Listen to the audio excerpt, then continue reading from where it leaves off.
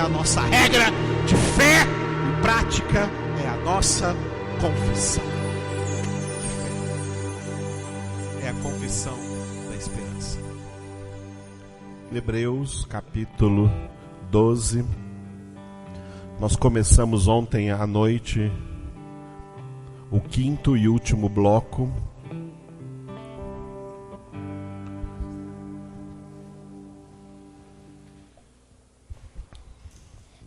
Os dois últimos capítulos dessa epístola, capítulo 12 e capítulo 13, compõem aí então o quinto bloco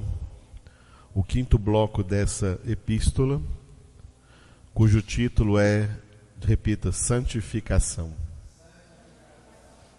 Aleluia.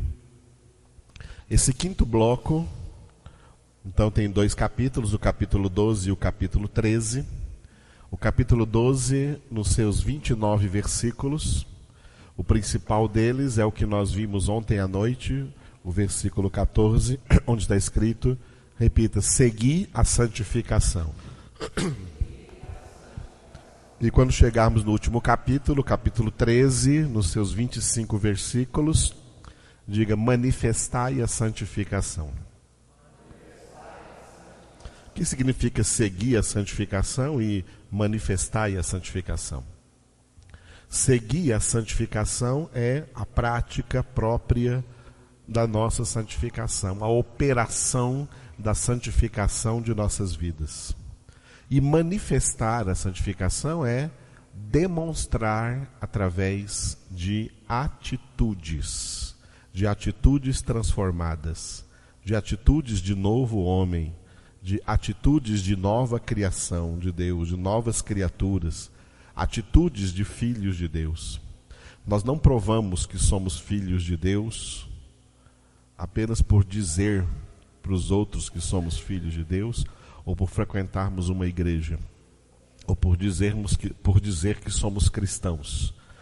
Nós provamos que somos filhos de Deus por atitudes concretas de filhos de Deus, que são diferentes de atitudes de ímpios.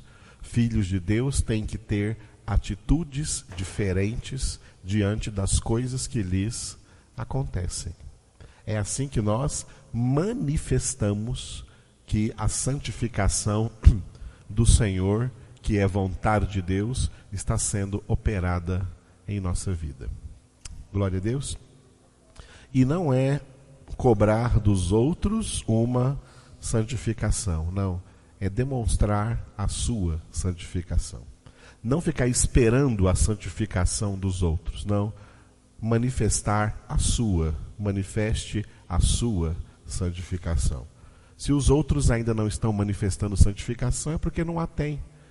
Então, oremos por eles e sejamos instrumentos para que eles busquem essa santificação. A nossa obrigação não é cobrar a santificação alheia, é manifestar a nossa.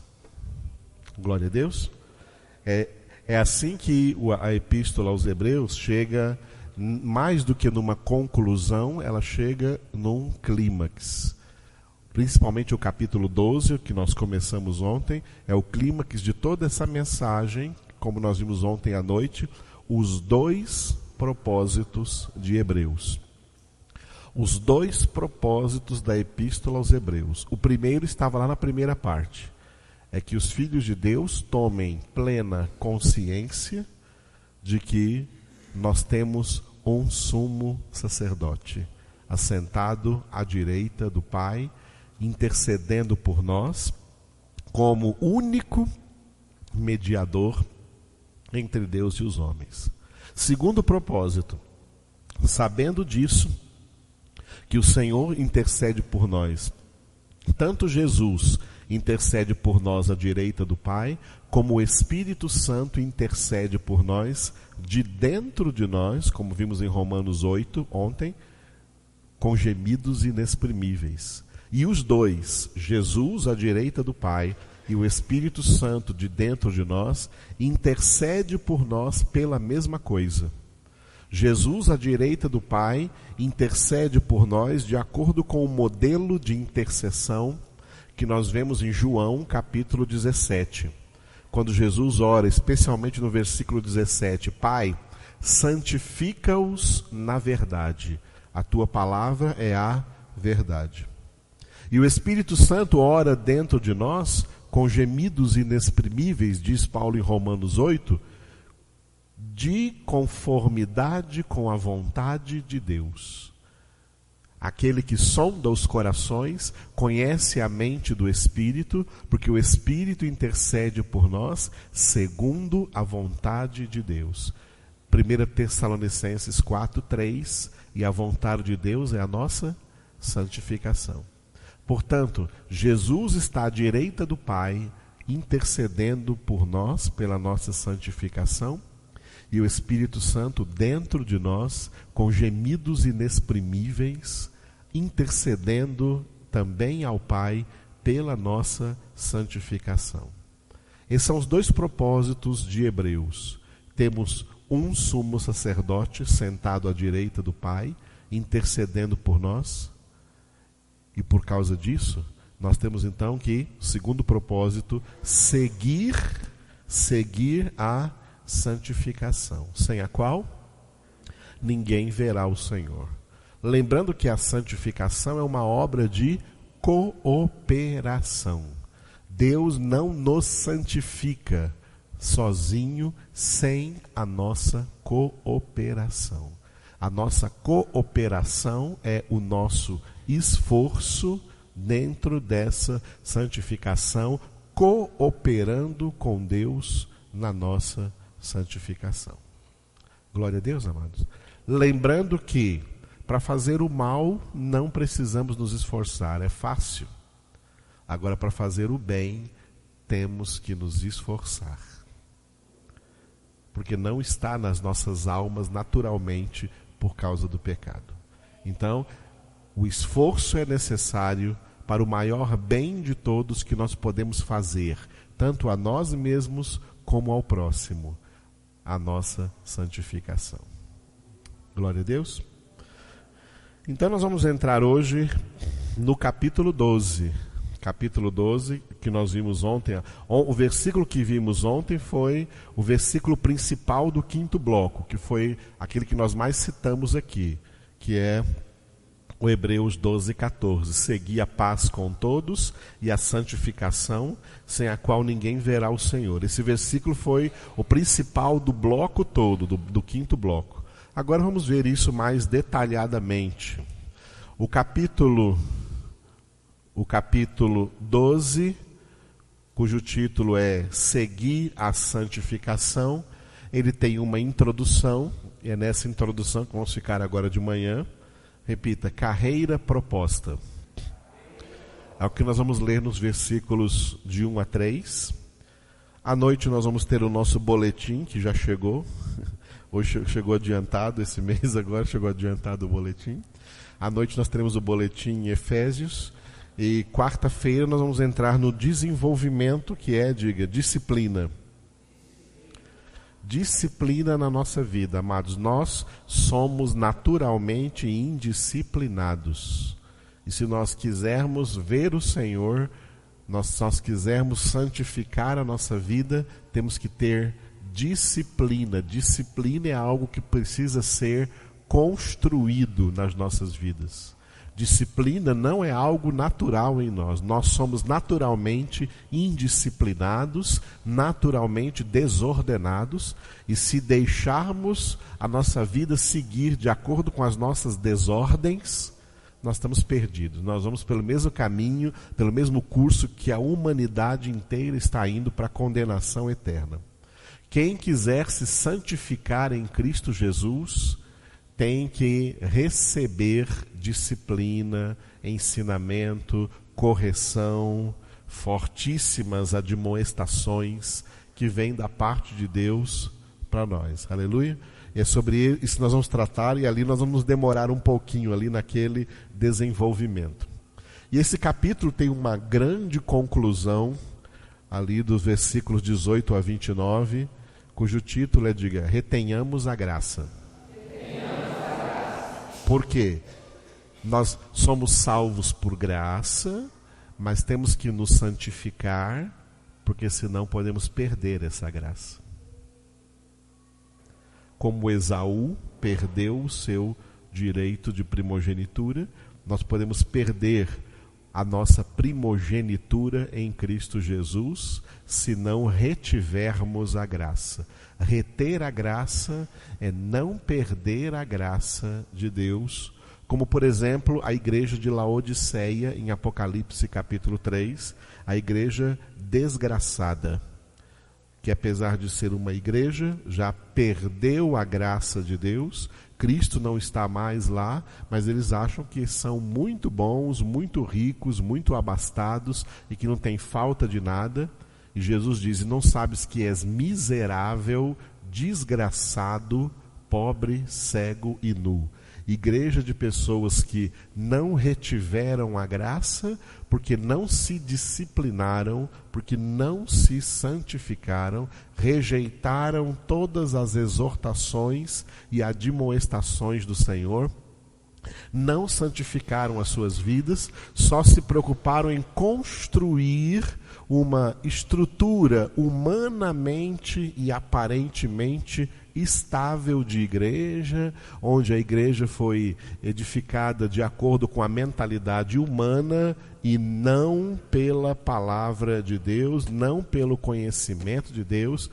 Portanto, então, esse conhecimento, essa palavra está fora dessa igreja.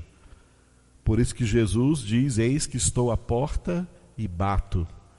Quem está à porta batendo está do lado de fora, para ver se há ainda dentro dessa igreja alguém que ouça a sua voz, e se alguém ouvir e abrir a porta, ele entra na casa dessa pessoa, quer dizer, na vida dessa pessoa, para ter comunhão com ela e ela ter comunhão com Cristo.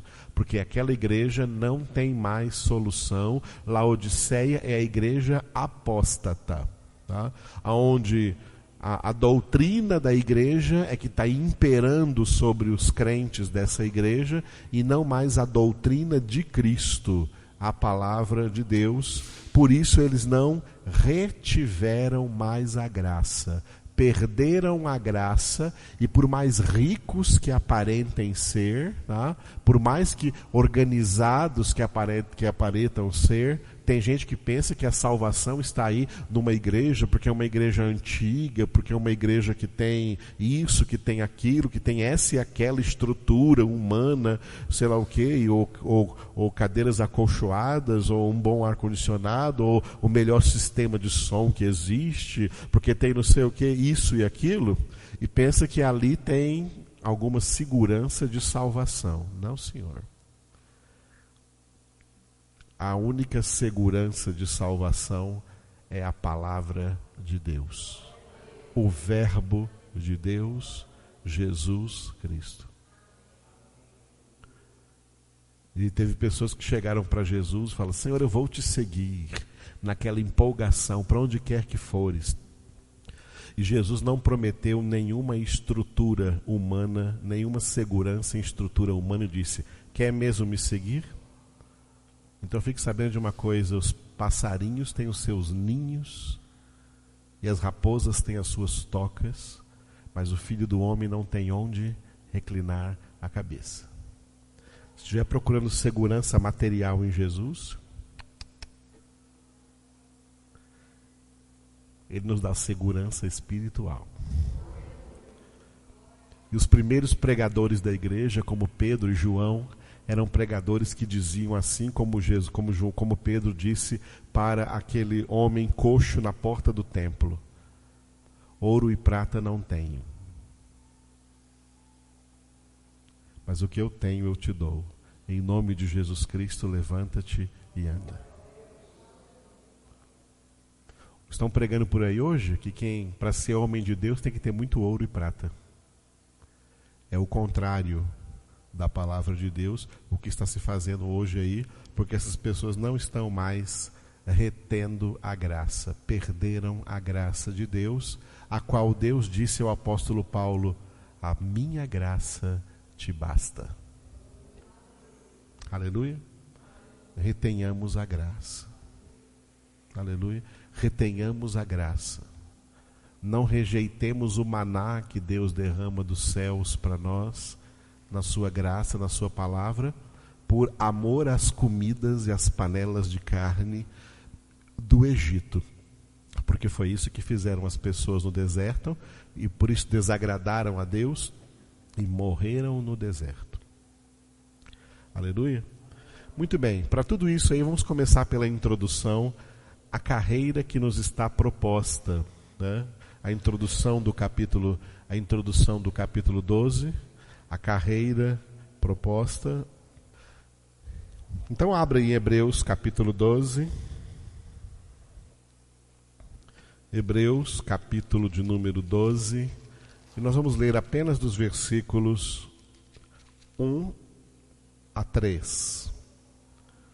Glória a Deus. Todos juntos? Portanto, também nós, visto que temos a rodear-nos tão grande nuvem de testemunhas, desembaraçando-nos de todo o peso e do pecado que tenazmente nos assedia, corramos com perseverança a carreira que nos está proposta, olhando firmemente para o autor e consumador da fé, Jesus, o qual, em troca da alegria que lhe estava proposta, suportou a cruz, não fazendo caso da ignomínia, e está assentado à destra do trono de Deus. Considerai, pois, atentamente aquele que suportou tamanha oposição dos pecadores contra si mesmo, para que não vos fatigueis, desmaiando em vossa alma. Aleluia. Esses 3 versículos introduzem esse grande tema da santificação aqui no bloco 5 e nesse capítulo 12. Portanto, começa o versículo 1, também nós agora da nova aliança, nós agora do Novo Testamento, visto que temos a rodear-nos tão grande nuvem de testemunhas, que foram as testemunhas que nós vimos no capítulo 11, inclusive aquelas que não foram citadas, que estão lá implícitas no capítulo 11, a grande nuvem de testemunhas são os crentes da antiga aliança, que apesar de terem recebido muito menos do que nós recebemos muito mais do que eles, nós que estamos agora em Cristo Jesus, depois que o Filho de Deus veio a essa terra, e eles com tão pouco perseveraram na fé, fizeram tudo o que fizeram, manifestaram a sua fé em Cristo Jesus antes da sua vinda. Nós também temos coisas a fazer. Uma das coisas que temos que fazer para a nossa santificação são 2 coisas que aparecem aqui com verbos no particípio grego. Em português é meio que um gerúndio, mas no grego é um particípio, e aqui é o verbo desembaraçar e no versículo 2 o verbo olhar. Então diga, desembaraçando-nos, e no versículo 2 diga, olhando. Uma atitude negativa e uma atitude positiva. Atitude negativa, do que nós devemos nos desembaraçar, e atitude positiva, para o que ou para quem devemos olhar. Tá? Então, nós que temos visto que temos a rodear-nos tão grande nuvem de testemunhas, repita só essa frase, desembaraçando-nos de todo o peso e do pecado que tenazmente nos assedia. Desembaraçando-nos de todo o peso e do pecado que tenazmente nos assedia. Nós precisamos ser pessoas, Deus quer que sejamos pessoas desembaraçadas. Tem gente muito amarrada, Tem gente muito amarrada. Amarrada em duas coisas que se tornam peso e coisas que são pecado. Olha que nós temos que nos desembaraçar de duas coisas: de todo o peso e do pecado que tenazmente nos assedia. Por que ele coloca essas duas coisas? De todo o peso e do pecado que tenazmente nos assedia. Porque às vezes tem coisas que não são pecado, mas que se tornam um peso. A gente fica amarrado nessas coisas. Essas coisas amarram as pessoas e elas não caminham mais essa carreira que está proposta. Qual é a carreira que está proposta? A carreira que nos está proposta é a mesma vocação a qual nós fomos chamados, que Paulo citou em Efésios capítulo 4, versículo 1. Andai por modo digno da vocação a que foste chamados. A vocação a qual fomos chamados é a santidade. Fomos vocacionados à santidade. Fomos chamados à santidade. Fomos chamados a ser santos. Para chegarmos a essa plena santidade, para alcançarmos essa santidade, tem uma carreira que precisamos correr. Uma carreira que precisamos correr. Uma carreira que nos está proposta. Essa carreira, ou vamos mudar a palavra, esse caminho que temos que percorrer é Cristo Jesus. Eu sou o caminho, e a verdade, e a vida, e ninguém vem ao Pai senão por mim. Jesus é a carreira que nos está proposta. Ou seja, Deus não está cobrando de nós que sejamos perfeitos e santos agora. Deus sabe que nós não nos tornamos santos e perfeitos da noite para o dia. Deus não cobra de nós essa perfeição. Deus tem na obra da salvação o plano. O plano de Deus é que a nossa santificação seja progressiva. Todos os dias da nossa vida haja uma evolução, haja um crescimento na santificação, porque a santificação não é uma obra instantânea, que acontece em um momento. A santificação é uma obra vitalícia, que vai durar toda a nossa vida, e nela nós temos que perseverar. Por isso nós vimos no capítulo 10, a frase necessitais de perseverança. E é isso que a palavra perseverança também está fazendo aqui no final do primeiro versículo. Corramos com perseverança a carreira que nos está proposta. Repita só essa frase. Corramos com perseverança a carreira que nos está proposta. Jesus condicionou a salvação à perseverança. Quando ele disse em Mateus 24:13, aquele que perseverar até o fim, esse será salvo. Corramos com perseverança. A figura aqui é a figura do atleta que corre. O atleta, para correr aí numa Olimpíada, não dá para ele correr de terno e gravata, não dá para ele correr de bota, não dá para ele correr de capacete. Ele tem que correr com uma camiseta bem fininha, um short bem fininho, um tênis bem preparado, e para ele poder ficar o mais leve possível, porque qualquer peso a mais vai atrasá-lo nessa corrida. O atleta tem que estar preparado e leve para poder correr. Por isso que o versículo 1 diz, desembaraçando-nos de todo o peso. Desembaraçando-nos de todo o peso e também do pecado, desembaraçando-nos do pecado que tenazmente nos assedia. Duas coisas que nós temos que nos desembaraçar. Primeira, de todo o peso. Nem tudo que é peso é pecado. Tem coisas que não são pecado e que se tornam um peso na vida das pessoas.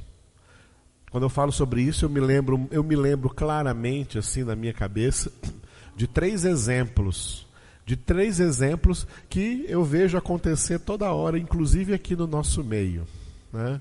Primeiro exemplo: casamento é pecado? Não, casamento não é pecado. Pelo contrário, casamento é uma bênção. Casamento é uma instituição divina, aonde o homem e a mulher são unidos pelo Senhor para um ajudar o outro na sua santificação.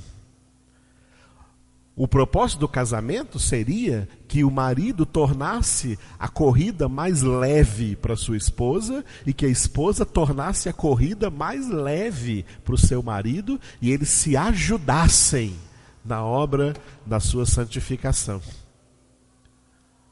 Só que tem gente que quando era solteira se santificava mais, corria mais, tinha mais espiritualidade. E quando casou, cansou. Quando casou, estragou. Perdeu o pique. Casou, perdeu o pique. Por quê? Porque os dois, ou um dos dois, ao invés de impulsionar um ao outro para frente, não, frearam. Tá? Puxaram o freio de mão. Frearam, retrocederam, se apagaram, se anularam.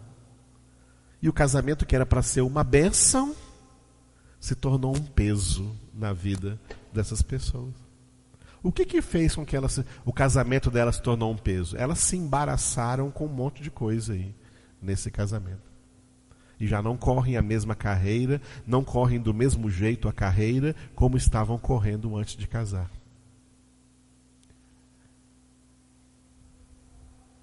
Ter uma casa boa é pecado? Não, é uma segurança para nós ter uma casa, para criar a nossa família, para cuidar da nossa família. Eu conheço casos assim, de gente que, pastor, me ajuda a orar para eu comprar a minha casa, né? Para conseguir comprar minha casa, sair do aluguel. Né? E nós já oramos aqui por gente que queria uma casa. Né? E essas pessoas, antes de ter uma casa, estavam aí firme na congregação, o tempo todo, presente. Quando morava de aluguel, estava aí firme. Aí conseguiu comprar a casa, ou construir a casa. Aí nunca mais veio na congregação. Um dia encontrei uma pessoa dessa na rua, você nunca mais aparece na congregação? Não, é porque está dando muito ladrão lá onde eu comprei a casa, e eu tenho que ficar em casa para cuidar, senão os ladrões roubam. A casa que tanto fazia falta e que agora ganhou, não faz mais falta, está lá, se tornou um peso, se tornou um bloqueio para essa pessoa e cortou, essa pessoa não caminha mais porque agora ela está presa lá na casa dela. Mas ela sai de casa para trabalhar, ela sai de casa para ir no mercado, ela sai de casa para ir na feira, ela sai de casa para ir para Caldas Novas, ela sai de casa para viajar, mas ela não pode sair de casa para ir para a congregação, senão os ladrões vão roubar a casa dela. Você está entendendo isso, amados? Terceiro exemplo: ter um bom emprego é pecado? Não. Deus quer que nós tenhamos um bom emprego. A Bíblia fala, a Bíblia enaltece o trabalho. A Bíblia nos chama a trabalhar. Paulo diz trabalhar e na tranquilidade. E quem não trabalha também não deve comer. Quem não trabalha anda por aí, fofocando na casa uns dos outros, sem ter o que fazer. É bom trabalhar. O trabalho é uma grande bênção. Ter um bom emprego é uma grande bênção, é necessário isso. Não é pecado. Já conheci muita gente, inclusive aqui na congregação, pastor, ora para abrir para mim uma porta de emprego, estou precisando de emprego. E aí quando essa pessoa era desempregada, ela estava firme na congregação. Aí empregou, pronto, aí não vem mais. Não vem mais na congregação, parou. O emprego, ao invés de ser uma que devia ser uma bênção na vida dessa pessoa, cortou os passos dela. Se tornou um peso. Ela ficou embaraçada. Estou tão ocupado no meu trabalho que não está dando tempo de congregar. Ué.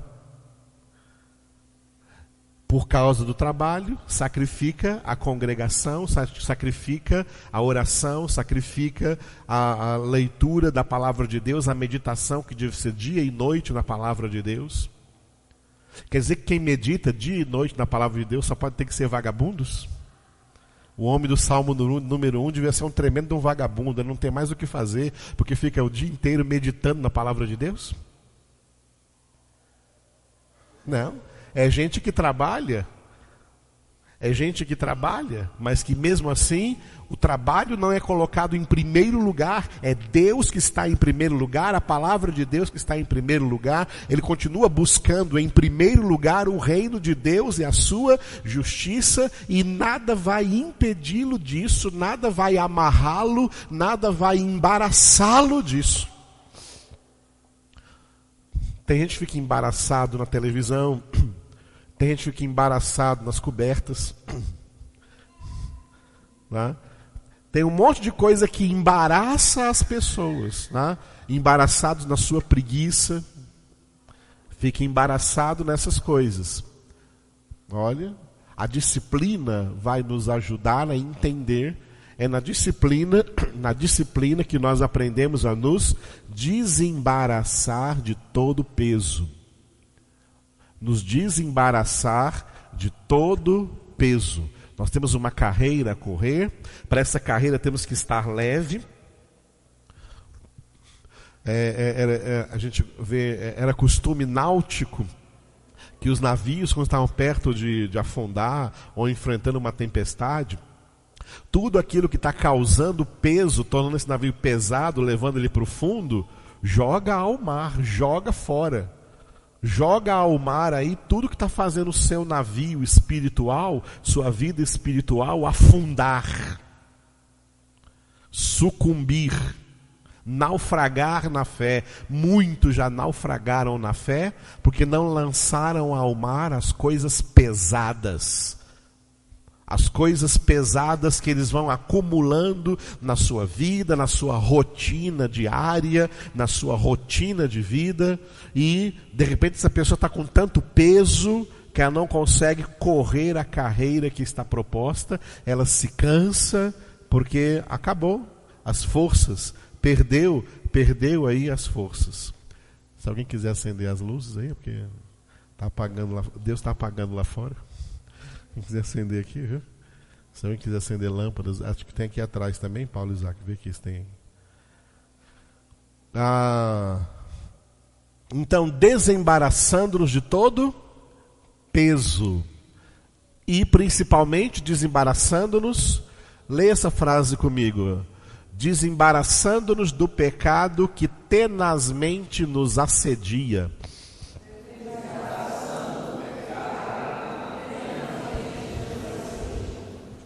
Aleluia. Essa frase é muito importante. Desembaraçando-nos do pecado. Primeiro, que pecado é esse? É o pecado pessoal. O que é o pecado pessoal? É o seu pecado pessoal. O meu pecado pessoal. Deus falou do pecado pessoal de Caim. Lá em Gênesis capítulo 4, Deus disse para Caim: Caim, o teu pecado pessoal, o teu pecado jaz à tua porta e é o teu dever dominar sobre ele.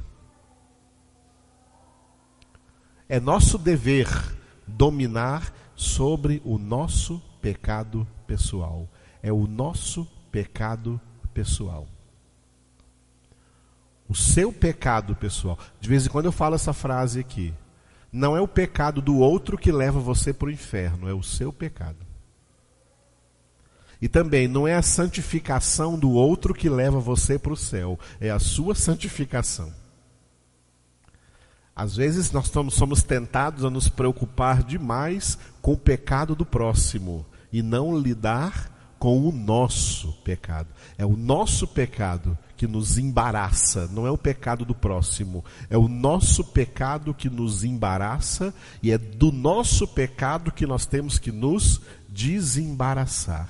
Tá? Esse pecado, ele tem duas palavras interessantes aqui, diga comigo. Tenazmente nos assedia.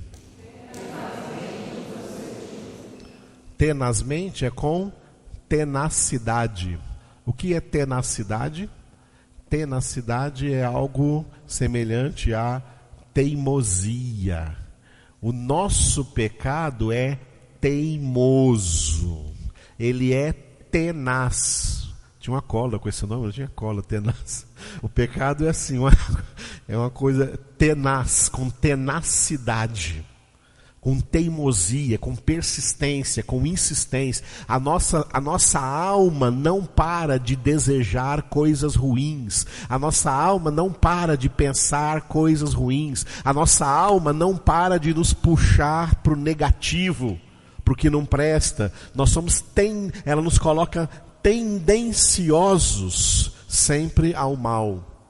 A Bíblia chama de tendência tudo aquilo que é concupiscência. O que é uma concupiscência? Uma tendência maligna. O que é maligno é natural em nós.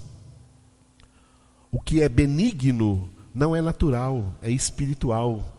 O Espírito Santo é que produz em nós benignidade. E para sermos benignos temos que cooperar com Deus também e nos esforçar. Mas para ser maligno ninguém precisa se esforçar, é facinho ser maligno, porque é uma tendência natural.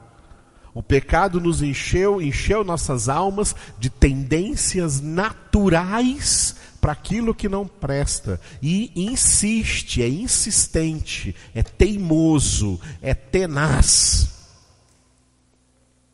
Sempre volta, sempre tem a tendência, sempre trazendo para nós a tendência de voltar ao pecado.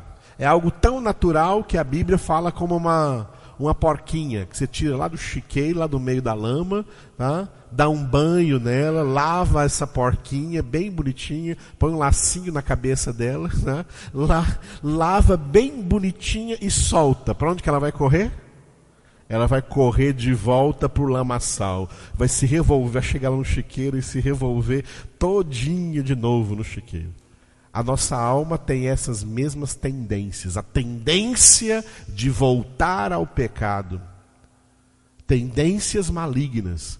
O pecado dentro de nós está sempre, tenazmente, com tenacidade, com teimosia, com insistência, nos assediando. O nosso pecado pessoal tenazmente nos assedia. Ouviu, amados? Nós tínhamos que levar o nosso pecado na justiça, tá? Na justiça, tá? E dar queixa contra o assédio. Contra o assédio. Nosso pecado é que tenazmente nos assedia.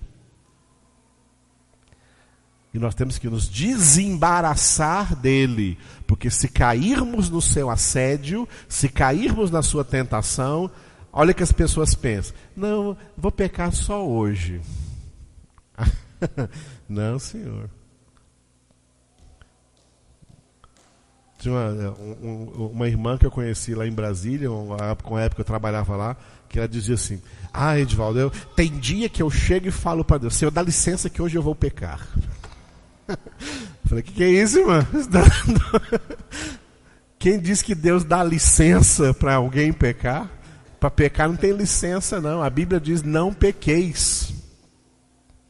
Nós vamos ver aí no desenvolvimento o versículo 4 que diz assim: ora, na vossa luta contra o pecado, ainda não tendes resistido até ao sangue. Leiam vocês.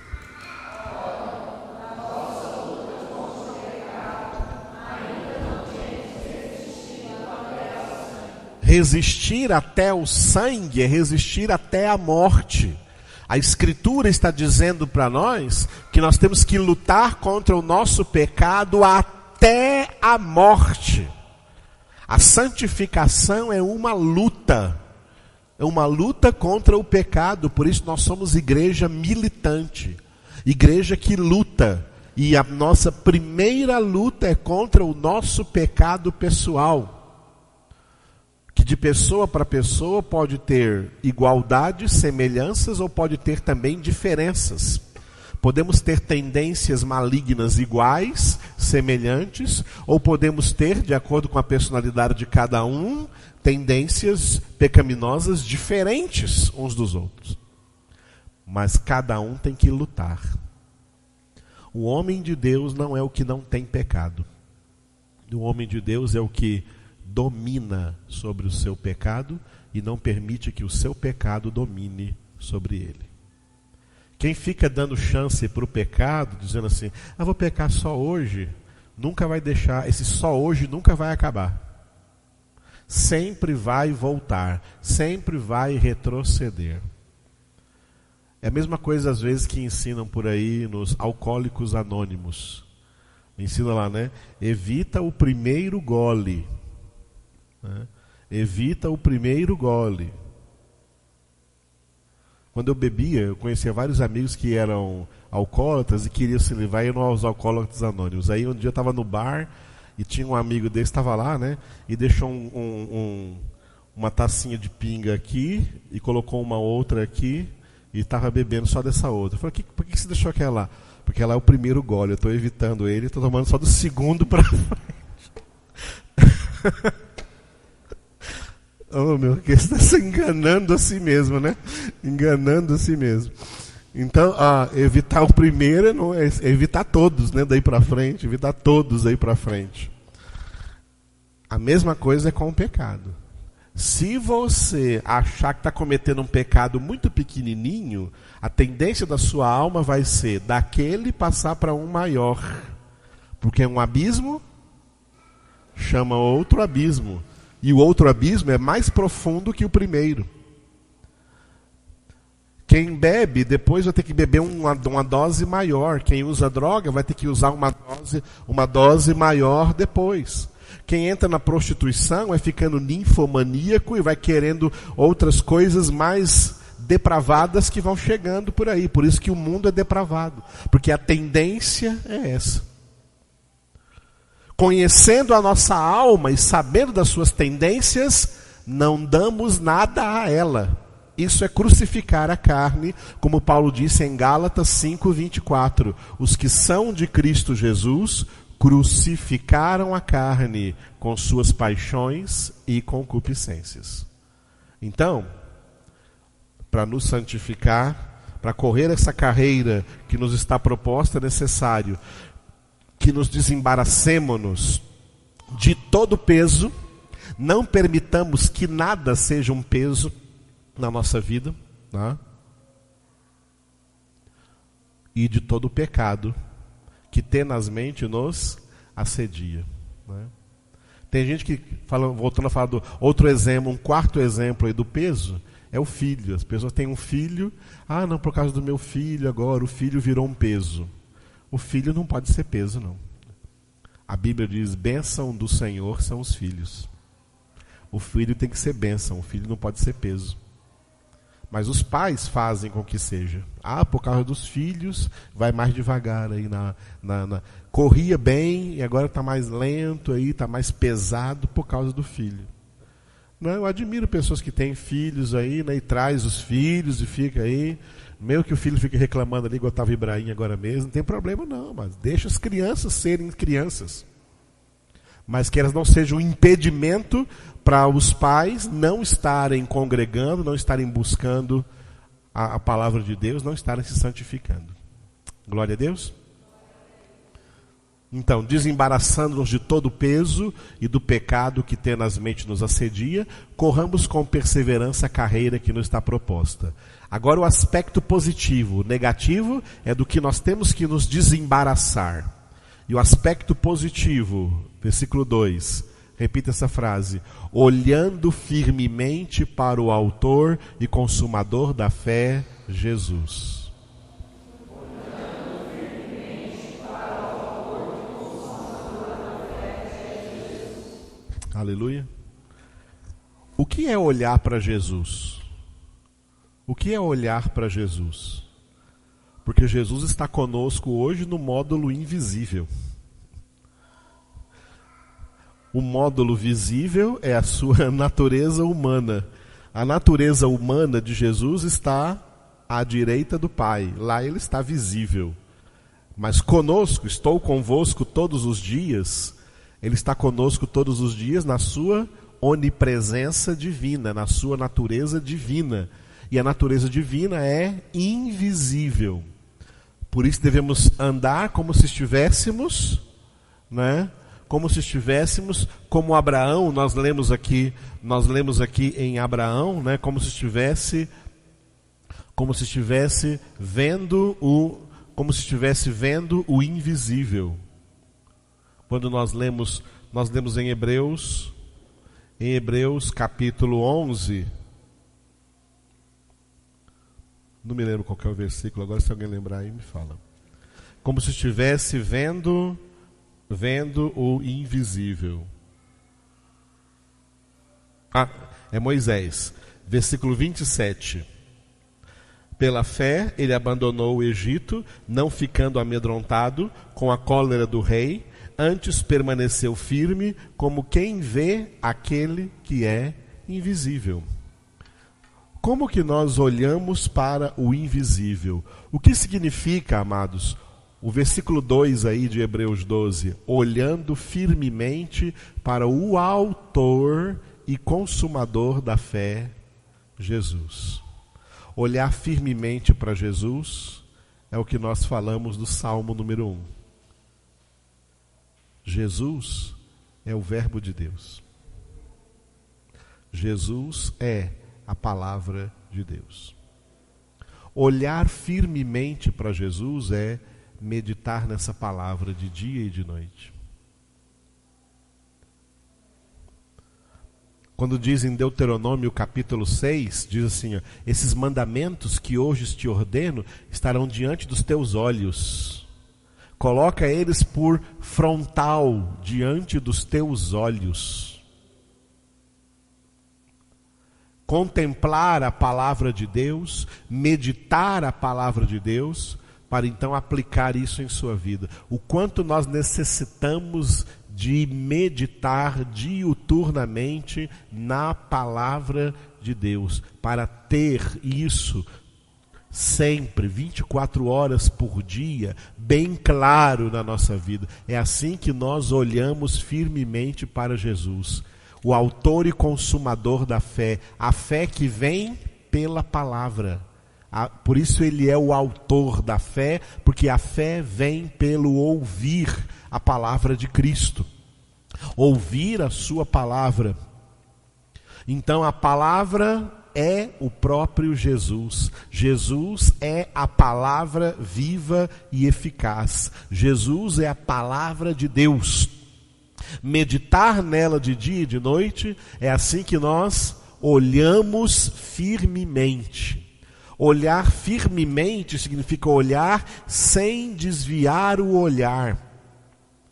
O olhar aqui pode significar atenção, sem desviar a sua atenção para outras coisas. Uma das artimanhas de Satanás, como príncipe desse mundo, é usar as coisas do mundo toda hora para desviar a nossa atenção de Cristo, para desviar a nossa atenção da palavra de Deus. Desviar-nos e a gente ficar assim desatento. Tem muitas pessoas aqui que têm aquele problema de déficit de atenção, que não consegue prestar atenção na palavra. A maioria dos crentes estão por aí. E até eu já ouvi muitos pastores dizendo assim, se a gente ficar só pregando, se ficar só na palavra, as pessoas se dispersam. Tem que ficar cantando, tem que ficar fazendo alguma coisa que chame a atenção delas, porque se ficar só na palavra, só na pregação, elas vão desanimar, elas vão dispersar, porque elas não são atentas na palavra.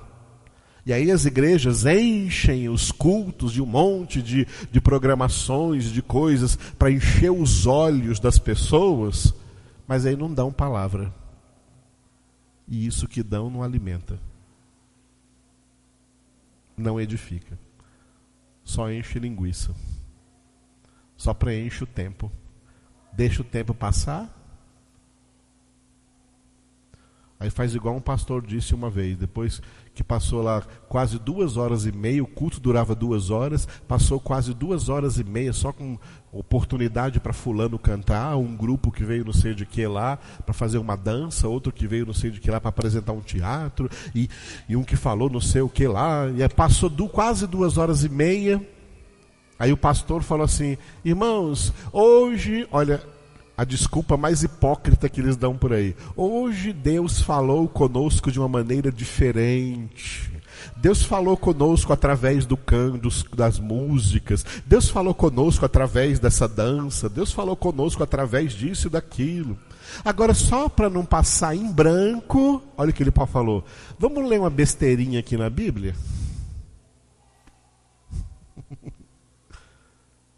Só para não passar em branco, vamos ler uma besteirinha aqui na Bíblia, aí ler um versículo para encerrar a reunião. Tudo que não aconteceu nessa reunião foi Deus falar alguma coisa. Eles calaram a boca de Deus. Os homens falaram, cada um falou o que queria falar, cada um apresentou o que queria apresentar, cada um se apareceu e deu o seu show particular. Só quem não teve oportunidade de falar alguma coisa foi Deus, porque Deus não fala através, Deus não fala atravessado, Deus fala direto, Deus fala na sua palavra. Eu acho lindo quando o apóstolo Paulo estava em Troade, na cidade de Troade, para celebrar uma ceia, era um domingo, era noite de ceia naquela igreja, e Paulo ia celebrar aquela ceia, Atos capítulo 20, e prolongou o seu discurso até a meia-noite. Era domingo, irmãos, era domingo. No dia seguinte era segunda-feira, todo mundo ia trabalhar. E Paulo prolongou o seu discurso até a meia-noite. Aí o rapaz caiu da janela, foram lá embaixo, levantaram ele de novo, o Eutico, trouxeram para dentro. E Paulo continuou a sua pregação até o raiar do dia. Esse foi um cultinho de Santa Ceia celebrado pelo apóstolo Paulo. Vai o pastor Edivaldo fazer isso aqui num culto para ver. Vai todo mundo embora, eu fico aqui sozinho. Ah, o pastor tem que entender, porque na segunda-feira é dia de trabalhar. Você percebeu como nós estamos embaraçados com um monte de coisa e deixamos para segundo, terceiro, quarto, quinto plano, sei lá que plano, a Deus e a sua palavra? Não levamos isso como importância? Mas o trabalho é importante, porque o dinheiro é importante, porque eu tenho responsabilidades. Mas o reino de Deus não é uma responsabilidade para você. A palavra de Deus não é uma responsabilidade para você. É algo que você vai buscar quando tiver tempo. Para Deus não. Para Deus não serve assim não. Entenderam? Naquele lugar estava cheio de gente trabalhadora, estava cheio de pais e mães de família, gente que tem um monte de responsabilidade, mas ficaram lá a noite toda.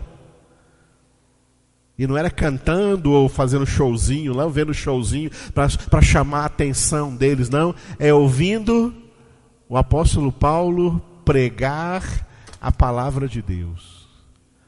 E o único que dormiu morreu. Aí teve que ser ressuscitado. Aí passou o resto da madrugada bem acordadão ali, escutando, ouvindo a palavra do Senhor. Horas a fio. Isso é uma verdadeira vigília. Hoje em dia, quando fala para ter vigília, é cantando, senão o povo vai dormir, né? Enche o povo de chá, ou sei lá, de café. Tem que dar alguma coisa para eles não dormirem. Isso não é vigília não, mas vai para casa e dorme logo. Que é bem melhor. Uma vigília seria usar o tempo todinho aqui na palavra do Senhor, para a gente ter um tempo grande assim de meditação na palavra. Isso seria vigília. O resto aí não é vigília, não. Estão enchendo linguiça e mais nada. Então, olhar firmemente para Jesus é aqui, ó, atenção na palavra. Atenção total voltada para a palavra de Deus. Aí em Hebreus nós pregamos lá, quando estávamos lá no início, sobre o cristocentrismo, sobre o que é ser cristocêntrico. Porque lá no capítulo 3 também tem uma palavra semelhante ao versículo 3 aqui, que diz: considerai atentamente aquele que suportou tamanha oposição dos pecadores contra si mesmos, para que não vos fatigueis desmaiando em vossa alma. Tá? Gente que fica assim, ó, fatigada espiritualmente, desmaiando. 12, capítulo 12, versículo 3. Né? Considerai atentamente a Jesus. Olhando firmemente, considerando atentamente. Glória a Deus, amados. Aquelas pessoas que não suportam ficar aí sentadas ouvindo uma palavra, caem no sono, ou caem assim, estão desmaiando. Isso é desmaiar na sua alma. Permitindo que a sua alma o tire daquilo que é importante, desvie a sua atenção daquilo que é importante, desvirtue a sua atenção. Acontece com essa pessoa uma divergência, ela diverge da palavra, e não uma convergência. E Deus quer convergir todos a Cristo Jesus. Chamar a todos a atenção. A palavra de Deus, o que é, amados? O que é a palavra de Deus? A palavra de Deus é uma chamada de atenção. A palavra chama a nossa atenção. Ouvir significa prestai atenção. Sede atentos ao que o Senhor está falando. Isso é o que significa: quem tem ouvidos, ouça o que o Espírito diz às igrejas. Você está ouvindo muito o mundo, está ouvindo muito gente, está ouvindo muito contingências diárias, humanas, sociais, profissionais. Você está dando ouvidos para o mundo inteiro e não está dando ouvidos ao Senhor. E na hora que é para dar ouvidos para o Senhor, está fatigado, está desmanhando na sua alma, não tem vitalidade para estar atento, captando, como Samuel. O que a palavra de Deus diz de Samuel? Samuel não deixou cair por terra nenhuma das palavras que o Senhor falou com ele. Aleluia, amados. E para mim essa é uma atitude de um eleito. O eleito não perde palavra por nada. O eleito não perde palavra por nada. Ele recebe, como os bereanos em Atos 17, são aqueles que recebem a palavra de Deus com toda a sua avidez. São ávidos pela palavra de Deus. Glória a Deus. Esses dias o Byron esteve aqui e falou comigo: pastor, eu estou trabalhando aí, trabalhando e estudando ao mesmo tempo para fazer vários. Estou tentando fazer vários concursos. Inclusive eu falo isso aqui para vocês orarem, né?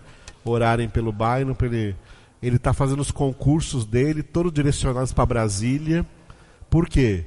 Porque ele quer ficar mais próximo da congregação, principalmente agora que tem uma filha, a Alicia, quer cuidar dela aqui junto da congregação. Ele quer mudar para Brasília, mas ele quer passar num concurso aí, fazendo concursos difíceis. Ele falou para mim: mas antes de estudar, pastor, eu estudo várias horas por dia. Trabalho e estudo várias horas por dia, mas eu não começo um estudo sem passar 1 hora ouvindo a palavra de Deus, ouvindo a pregação pelo YouTube agora aí, né? E lendo junto na Bíblia, todos os versículos que o Senhor fala, eu vou lendo na Bíblia, me alimento da palavra, 1 hora me alimentando da palavra, e depois então estou preparado para ir para os estudos e estou aí vencendo aí, cada vez eu chego mais perto nos concursos. É porque alguém que tem fome da palavra de Deus, está ávido na palavra de Deus, e mesmo estando longe daqui, o Byron é um dos fundadores comigo aqui da igreja. Nunca deixou de ser totalmente fiel à palavra que escuta aqui, nunca perdeu uma só palavra que nós damos aqui. Então, nas suas orações, lembre do bairro da Valesca da Alice, viu? Em nome de Jesus. Logo, logo ele vai passar num concurso aí, vai estar aqui em Brasília, e vai poder estar congregando conosco aqui, né, pelo menos todo fim de semana. Aleluia. É um exemplo que eu estou dando, não é para enaltecer ninguém, não. É para glorificar uma pessoa, não. Um exemplo que eu estou dando de pessoas que verdadeiramente tiveram a sua atenção, tudo na sua vida, captado por Deus, captado pela palavra de Deus, e não vai existir nessa terra nada que afaste, que tire a sua atenção, que tire ela do foco em que ela precisa estar. O nosso foco é Jesus. Diga, o nosso foco é Jesus. Pode dizer mais forte? Nada mais, ninguém mais. Nada mais, ninguém mais. Nós só temos olhos para Jesus. É o que diz no livro dos Cânticos de Salomão. O amado diz assim: a minha amada só tem olhos para mim. A noiva só tem olhos para o noivo. A igreja só tem olhos para Cristo. Quando vieram tentar tirar a atenção de Neemias, que estava ali reconstruindo os muros de Jerusalém, e chamaram ele para uma reunião lá no Vale de Ono, iam fazer uma reunião importante, uma reunião de liderança, uma coisa assim importante, e que Neemias devia ir. Neemias mandou avisar: vai lá e avisa para essas pessoas que eu não posso ir nessa reunião com eles, porque eu estou ocupado em grande obra. Eu estou ocupado reconstruindo os muros espirituais de Jerusalém.